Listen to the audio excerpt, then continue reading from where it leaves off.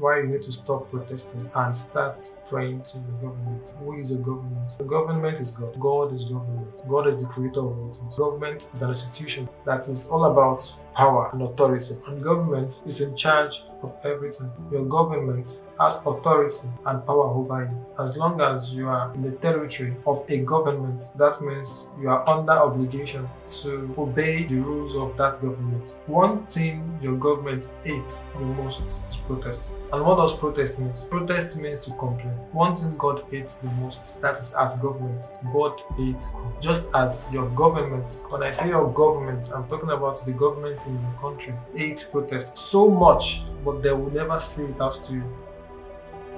They don't like protest for anything. And so as your God also. Most of the protests that are being done, most of them don't really result into what the government really wants most of the time.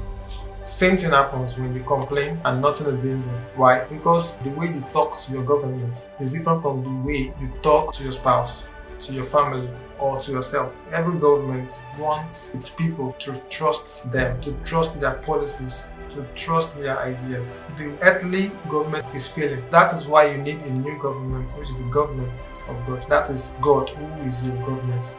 God, the only supreme government, the government that has rights and power and authority over you. Now, how do you pray to your government? Now, I need you to understand one thing, that the judiciary is also part of the government. Judiciary is a branch of government, and their job is to interpret laws. When you want to pray to the government, prayer is a request. It is called petition in the court of law.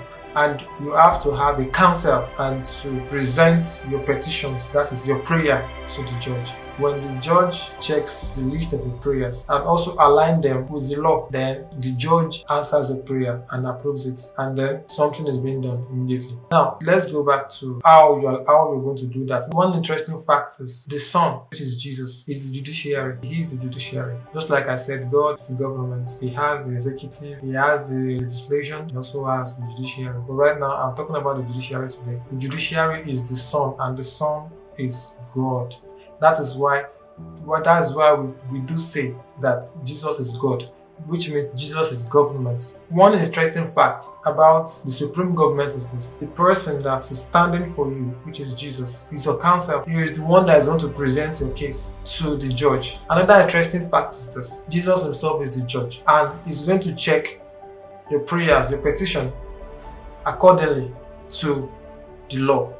And when your petitions, your prayer meets the requirements of the law, is according to the law after being interpreted, then he answers it. And after he answers it, the next step for you to do is to take actions. One thing that the government wants from you is trust, just as your earthly government wants you to trust them. When you pray to the judiciary for the executive to do something, they answer, because judiciary is part of the government. The uniqueness of your government, which is God, is that there is a very close relationship in between them. That is Father, Son, and Holy Spirit. The executive, the legislation, and the judiciary. They are so much into themselves that you can hardly differentiate in between them. They work hand in hand, and love is in between them.